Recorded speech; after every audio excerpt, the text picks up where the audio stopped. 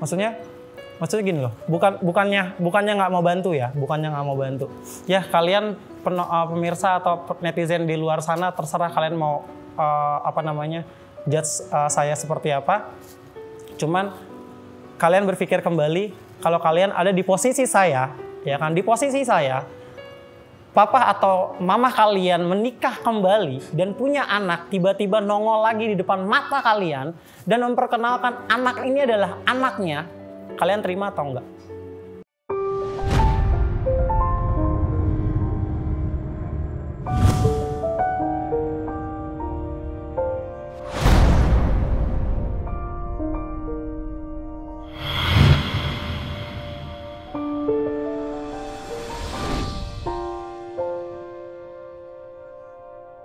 Tapi sekarang keadaan papa gimana?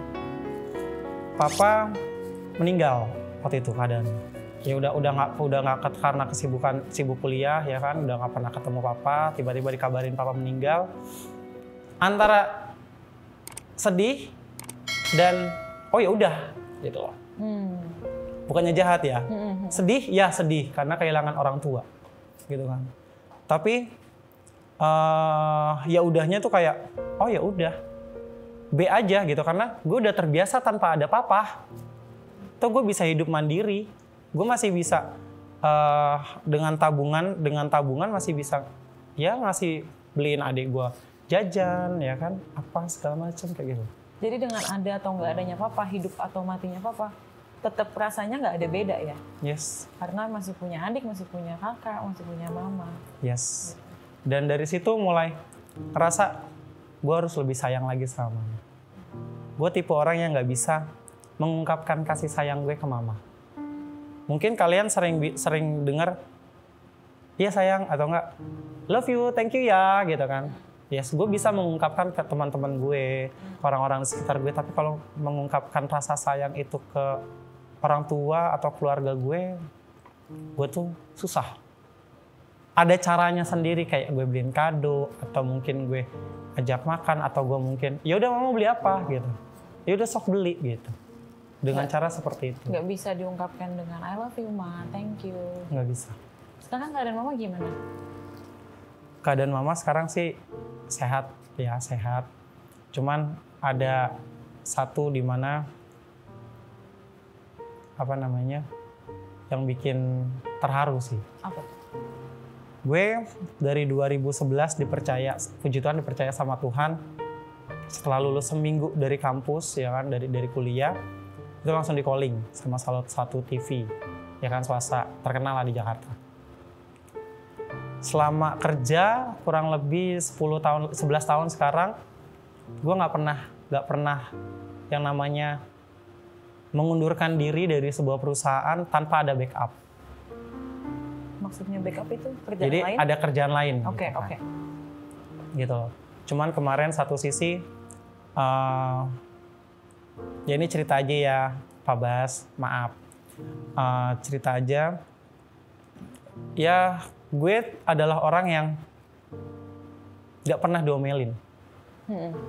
Ya kan? Kalau gue diomelin sama mama nadanya do tinggi, mama nadanya do tinggi, gue bisa lebih do tinggi lagi dari mama gitu, ya kan?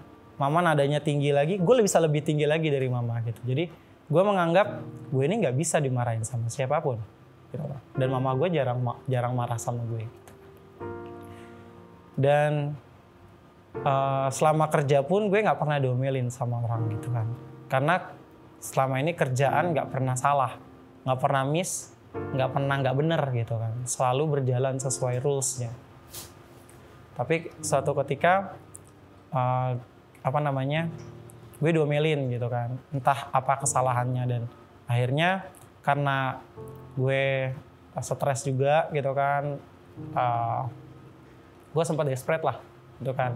Selama COVID itu gue ada ketakutan. Ketakutan tentang apa tuh? Satu, gue takut yang namanya mati, ya kan? Kedua, gue takut yang namanya nggak punya hasil atau uang untuk gue kebahagiaan mama. gitu kan. Nah gue berpikir panjang untuk gue resign dari ini ya kan, dari Pak Bas. Berpikir panjang, sangat panjang, sampai ada momen dimana gue diomelin sama bapak gitu kan, nggak tahu salahnya apa, gue diomelin gitu kan. Terus gue memutuskan untuk resign gitu kan. Dan sebelum surat resign diajukan, gue berantem sama mama, berantem besar di situ, berantem besar sama mama. Dan Soal apa tuh kalau gitu? soal kerjaan resign ini. Oke. Mama menyarankan untuk jangan resign, tuh kan. Tapi gue kekeh, gue mau resign. Tapi gue nggak bisa resign tanpa restu dari mama. Oke. Karena gue percaya sejahat-jahatnya gue sama mama, segalak-galaknya gue sama mama, restu mama yang akan melampangkan jalan gue. Gitu loh. Kayak gitu sampai akhirnya gue berdoa sama Tuhan. Gue nangis sama Tuhan. Gue cuma bilang, Tuhan, aku mau ngambil keputusan ini. Tapi mama belum ngizinin. Terserah Tuhan, semua kehendak Tuhan. Apa yang Tuhan mau, Tuhan lakukan dalam hidup. Sampai suatu malam, mama tiba-tiba nangis. Ya mama tiba-tiba bilang, ya udah, kalau Didi mau resign, saya akan resign. Mama itu sering banget nasehatin, mama sering banget WhatsApp, mama sayang sama Didi. Didi udah makan belum? Didi lagi apa?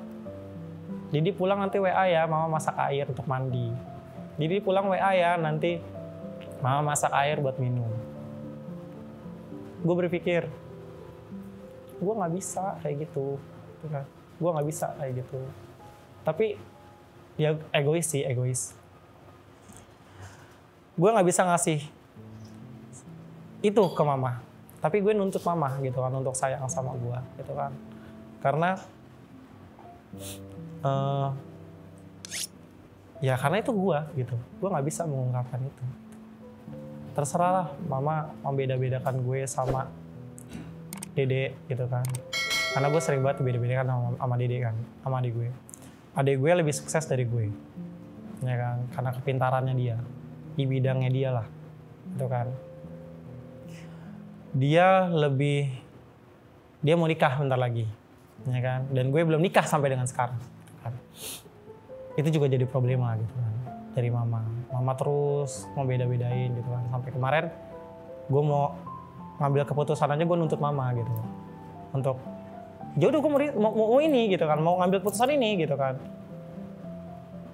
Ya egois gitu, balik lagi gitu. Dan mama cuma ngomong waktu itu, yaudah kalau Didi mau ngambil keputusan itu silakan, nggak apa-apa. Mama ikhlas.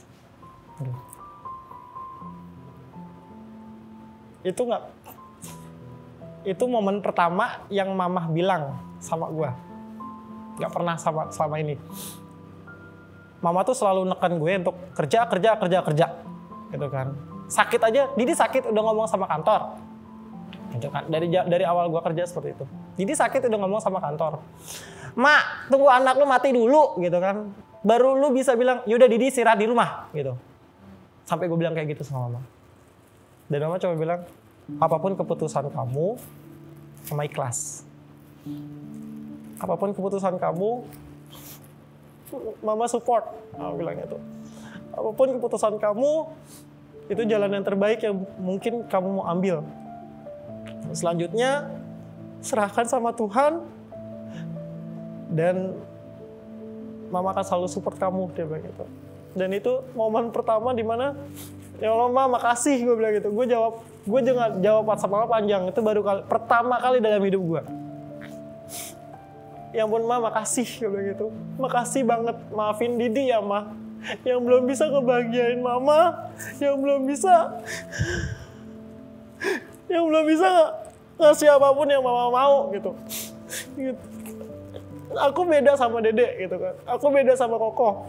Aku punya cara sendiri untuk ngasih rasa sayang Didi ke mama gitu kan. Please, mama jangan pernah beda-bedain aku lagi ya gitu kan. Mama jangan pernah nuntut aku apapun lagi ya, aku bilang gitu. Dan aku akan berusaha yang terbaik buat mama gitu kan. Aku akan cari cara untuk bisa kasih mama kebahagiaan yang lebih gitu kan. Dan selama ini kalau mama kurang, gue bilang gitu, kurang bahagia karena ada aku, it's okay, gue bilang gitu. Aku akan berusaha lebih lagi untuk membahagiakan mama gitu kan. Karena itu momen pertama yang benar-benar gue nggak pernah, ya Allah, mama akhirnya terbuka gitu kan, maksudnya support anaknya dalam keadaan apapun gitu.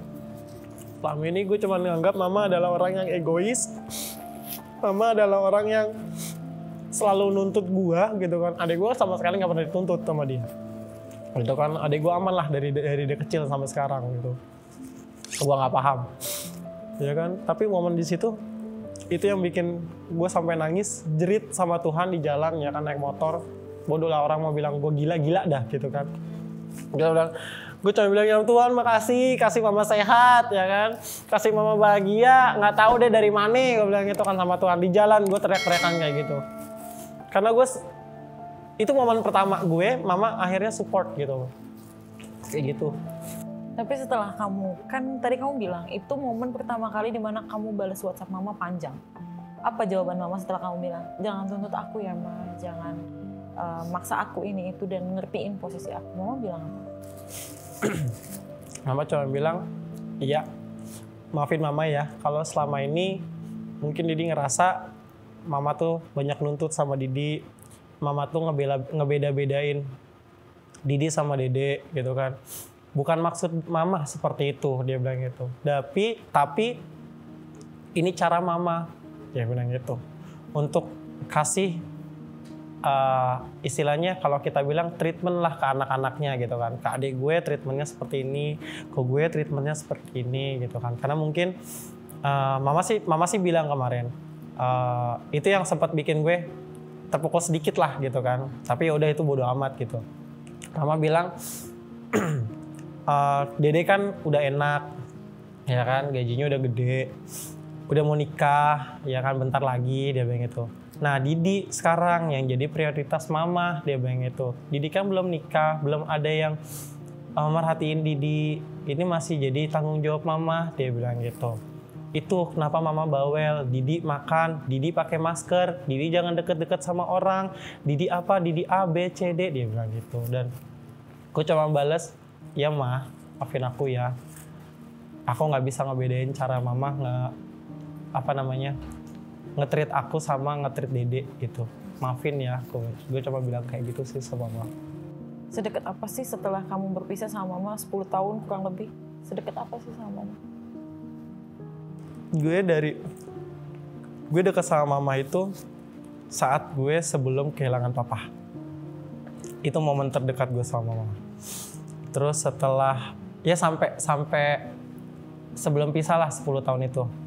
Ya kan, kemudian mungkin setelah pisah dari 10 tahun itu ketemu lagi ya mulai ada kayak jarak lah sama mama. Karena gue nggak pernah ketemu mama ya kan, nggak pernah dapet kasih sayang mama seperti apa gitu kan. Jadi kalau cuman ya udah ketemu mama di rumah doang gitu kan. Kalau misalkan pulang kerja, saya sama mama mandi segala macam, makan ke kamar. Gue punya aktivitas sendiri, mama di depan nonton gitu. Ya nggak ada, kalau dibilang kedekatan sama mama tuh nggak ada, sama sekali nggak ada gitu. Tapi gue punya cara untuk mengungkapkan kasih sayang gue sama mama. Gitu kan, kayak dulu gue ini adalah orang yang aktif di kegiatan gereja. Gue ikut yang namanya CMNI. Ya kan, jadi itu komunitas pria sejati lah, ya kan, ibadah pria sejati, ya kan. Ya saking gue pengen taunya nih, ya kan, pria sejati itu seperti apa, akhirnya gue ngikut itu, gitu kan. Ya gue begini, gitu kan, ya begini, gitu, orang lihat gue ya lembek gitu kan, macam cakwe nyender gitu kan, cakwe siang hari nyender gitu kan. Jadi ya ini gua gitu. Jadi ya udah gue mempelajarilah sosok pria sejati seperti apa gitu kan. Nanti jadi dapat keluarga seperti apa dan ya kedekatan sama mama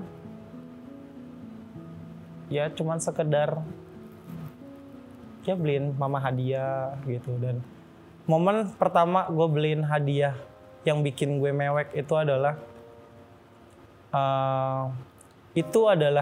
gaji apa namanya, tabungan gue gitu kan, yang oke, gue pengen beliin mama nih, ini momennya nih spesial gitu kan, di hari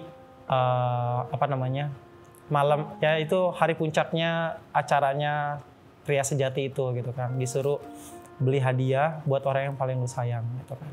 Lah gue bingung ya kan mau beliin apa gitu. Akhirnya gue beliin emas buat mama gitu kan. Dan itu hadiah termewah yang mama bilang ini adalah hadiah termewah yang pernah kamu berikan sama mama gitu kan.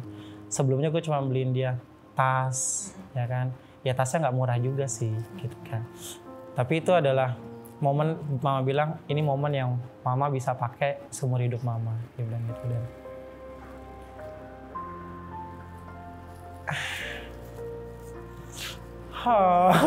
capek gue nangis mulu.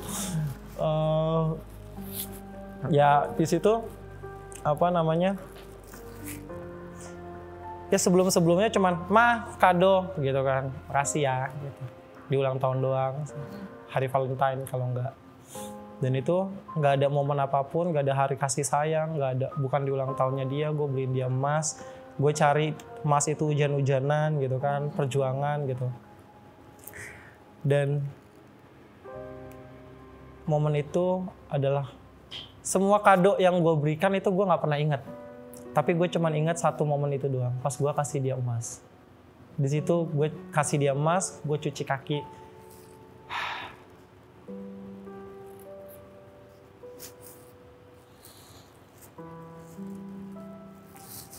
Ya itu gue kasih dia emas, gue cuci kaki dia, gue cium kaki dia. Itu adalah momen seumur hidup gue yang nggak akan pernah gue lupakan gitu kan. Dan mama cuma bilang, "Di, kenapa harus beli emas? Sayang duitnya." Mama bilang gitu. Mama memang orang yang sering nuntut gue dalam hal kerja gitu kan. Tapi kalau dikasih apa-apa, dia pasti mikir berapa duit harganya. Gitu kan. Gue selalu bohong selama ini kalau beliin tas. Harganya murah, cuman 200.000 gitu kan. Harganya murah, cuman gopek gitu kan. Karena gue nggak mau. Karena gue tahu mama, ya pasti sama mama cuma dijogrogin doang gitu di lemari gitu kan. Boro-boro gitu kan dipakai sama dia, disimpan sampai bulukan gitu kan. Sampai keluar jamur-jamur di tasnya dia gitu. Kesel sendiri gitu kan. Tapi pas beli emas itu mama cuma nangis, "Di, kenapa beli tas?" Dia bilang gitu. Kenapa beli emas gitu. Beli tas aja atau enggak ya udah nggak usah beli apa-apa. Kasih bunga aja mama udah seneng, dia bilang gitu.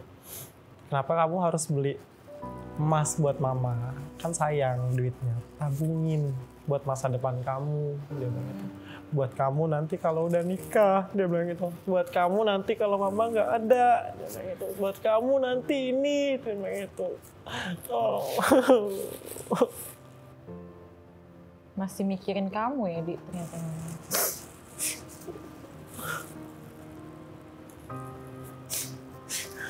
Kalau aku boleh tahu, kenapa sih kamu memilih emas sebagai hadiah buat mama waktu itu? Ya karena udah tahu kalau beliin tas sama mama cuma ditaruh doang gitu kan. Nggak bakalan dipakai gitu kan. Dipakai paling sekali gitu kan. Kondangan doang. Kondangan mana pernah. Juga kan udah jarang dia datang kondangan gitu. Apalagi pandemi sekarang, kondangan boro ada gitu kan. Jadi pakai emas, sama dia disimpan. Kemarin buka laci, cincin dari gue tuh masih ada. Rapi, tersimpan rapi. Gitu kan. Cincin dari anaknya gitu. Emas dia mah bergeletakan gitu aja, nggak ada tempatnya. Tapi cincin dari gue tuh masih ada kotaknya, sama dia dikotakin gitu. Dan kalau malam pulang habis mandi gitu kan, gue suka hair dryeran kan, dia taruh di atas itu, suka buka ya ampun mas, aku masih ada kan. Kadang suka kalau mama udah tidur suka bisikin mama, maafin Didi ya. Kalau Didi suka marah-marah sama mama, kalau Didi suka ngomel-ngomel sama mama, kalau Didi suka nyautin mama gitu kan, kalau Didi suka nyari gara-gara atau nyari ribut sama mama. Tapi sebenarnya Didi sayang sama mama gitu kan. Apapun yang mama mau, yuk Didi beliin. Mama mau kemana? Yuk kita jalan gitu kan. Gue tuh nggak pernah bisa gitu loh mengungkapkan kasih sayang gue di depan mama. Jalan-jalan sama mama aja gue nggak pernah. Maksudnya bukan nggak pernah ya, males gitu kan. Karena ya gue orang yang males dibawelin sama mama gitu kan. Nggak mau gitu dibawelin. Jadi ya kalau misalkan mama mau apa, yuk gue beliin gitu kan. Tapi kalau mama bilang, coba dong bilang aku sayang mama gitu, gue nggak bisa gitu, nggak bisa, berat. Gak tahu sebenarnya di dalam hatimu tuh kamu sayang banget sama mamamu. Banget, sayang banget sama mama. Feel free udah cerita semuanya.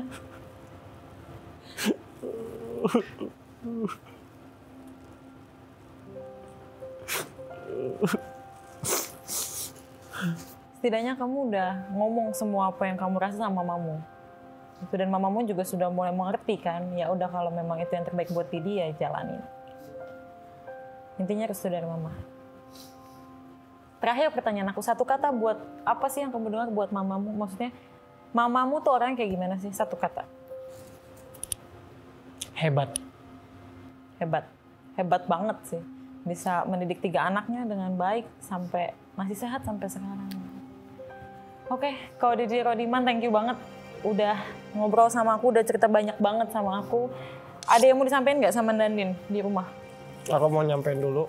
Ini kalau mama fans beratnya Pak Bas, mama. Oh. Ya, tiap hari story. Bos kamu lagi bagi-bagi nih, Dik.